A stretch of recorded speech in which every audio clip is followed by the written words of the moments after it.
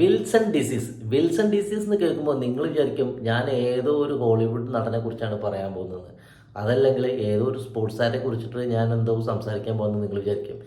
ഇതൊന്നുമല്ല. Wilson disease എന്ന് പറയുന്നത് ഒരു അത്യപൂർവ രോഗമാണ്.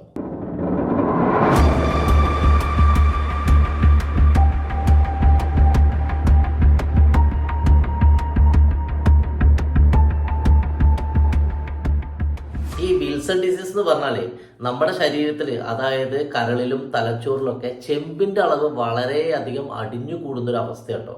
നമ്മുടെ ശരീരത്തിന് ചെമ്പിന്റെ അളവ് ആവശ്യമാണ്. നമ്മുടെ ആരോഗ്യം നിലനിർത്താൻ ചെമ്പിന്റെ അളവ് ആവശ്യമാണ്. പക്ഷേ ഈ ആവശ്യത്തിലധികം ചെമ്പിന്റെ അളവ് നമ്മുടെ ശരീരത്തിലും കരളും തലച്ചോറൊക്കെ അടിഞ്ഞു കൂടുമ്പോൾ നമ്മുടെ അവസ്ഥ മാറും. നമ്മുടെ ശരീരം തളരും. നമ്മുടെ നാഡീവ്യൂഹങ്ങൾക്കൊക്കെ തളർച്ച വരും. കണ്ണിന് കാഴ്ച നഷ്ടപ്പെടും. അങ്ങനെ ഒരുപാട് രോഗാവസ്ഥകളുടെ ലക്ഷണങ്ങൾ ഇത് കാണിക്കും. അപ്പോൾ ഇതൊരു സാധാരണ രോഗമായിട്ട് നമുക്ക് കാണാൻ പറ്റില്ല.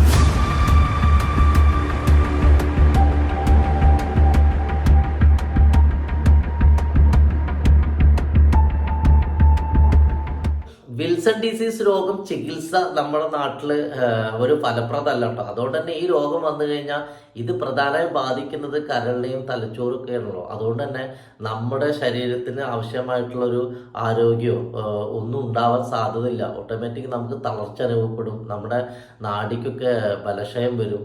ഇത് നമ്മുടെ കണ്ണിന് കാഴ്ചകൾക്ക് പ്രശ്നം വരാം. ഇപ്പോൾ ഇതിൻ്റെ ഭാഗമായിട്ട് ഈ കരളിലൊക്കെ ഓപ്പറേഷൻസൊക്കെ വേണ്ടി വന്നേക്കാം. ഇതുകൊണ്ടൊന്നും രക്ഷപ്പെടണമെന്നില്ലല്ലോ. ഇതിന് നമുക്കിപ്പോൾ അടുത്ത കാലത്ത് ഈ രോഗത്തെക്കുറിച്ച് അറിയാൻ പറ്റിയത് നമ്മുടെ പ്രശസ്തയായ ഒരു നടി നികിത നയ്യാർ മരിച്ചപ്പോഴാണ്.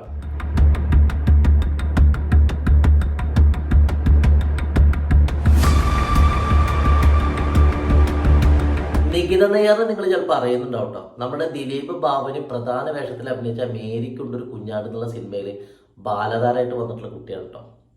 ഈ കുട്ടിക്ക് ഇങ്ങനൊരു രോഗം ഉണ്ട് എന്നുള്ളത് ആർക്കും അറിയുന്നുണ്ടായിരുന്നില്ല. ഇങ്ങനൊരു വാർത്ത വന്നപ്പോഴാണ് നമ്മൾ അറിയുന്നത് ഇങ്ങനൊരു രോഗം ഉണ്ടായിരുന്നു എന്നുള്ളത്.